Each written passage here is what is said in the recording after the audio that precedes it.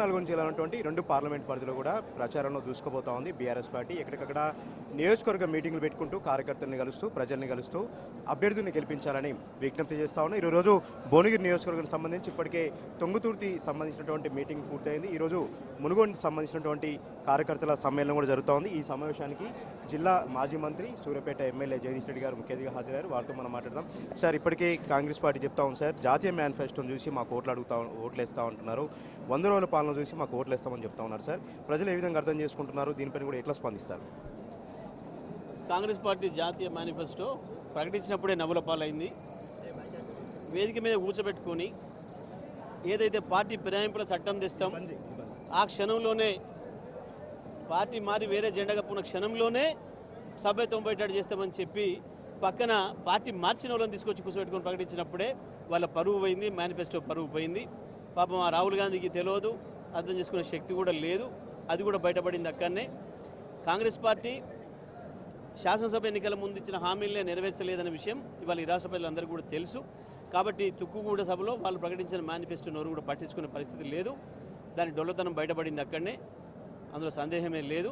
Congress party ఏది చెప్పినా ప్రజలు నమ్మే స్థితిలో లేరు ఇవాళ. మీరు ఇదే చెప్పారు సార్, బీజేపీ పార్టీ కూడా కాంగ్రెస్ పార్టీ విమర్శించకుండా బీఆర్ఎస్ పార్టీని విమర్శిస్తూ ఉంది. ఈ ఎన్నికల తర్వాత బీఆర్ఎస్ పార్టీ ఉండదని అంటా ఉంది సార్. ఏ పార్టీ ఉండబోతోంది, ఏ పార్టీకి ప్రజల మద్దతు ఉండబోతా ఉంది?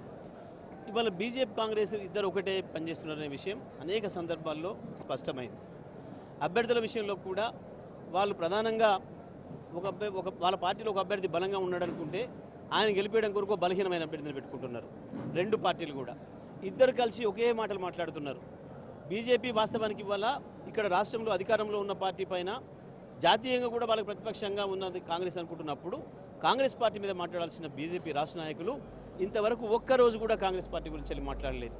గత 3-4 నెలలుగా కూడా బీఆర్ఎస్ ప్రభుత్వం పోయి బీఆర్ఎస్ ప్రతిపక్ష పాత్రలోకి వచ్చిన తర్వాత కూడా కేవలం కేసీఆర్ మీదనే విమర్శలు చేస్తున్నారు.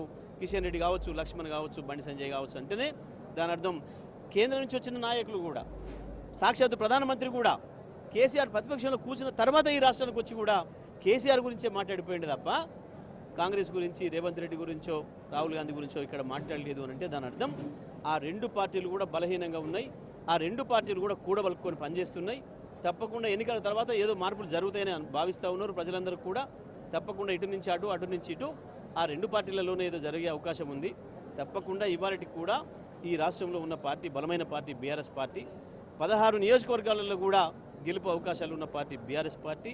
ప్రజలకు విశ్వసనీయత ఉన్న నాయకుడు కేసీఆరే తప్ప ఆ రెండు పార్టీలు కూడా కావు. ఆ భయంతోనే ఇద్దరు కూడా ఒకరికొకరు సహకరించుకునే ప్రయత్నం చేస్తున్నారు. ఒకరిని ఒకరు విమర్శించుకోకుండా జాగ్రత్త పడుతున్నారు. రుణమాఫీ అనేది అంత సీరియస్గా తీసుకోవాల్సిన అవసరం లేదండి. రుణమాఫీ ఇప్పట్లో లేదు, కేంద్రంలో అధికారంలోకి వస్తే రుణమాఫీ అంటున్నారు సార్ కాంగ్రెస్ పార్టీ వాళ్ళు. రైతులు ఏమంటున్నారు సార్ ఈ ఇష్యూ పైన?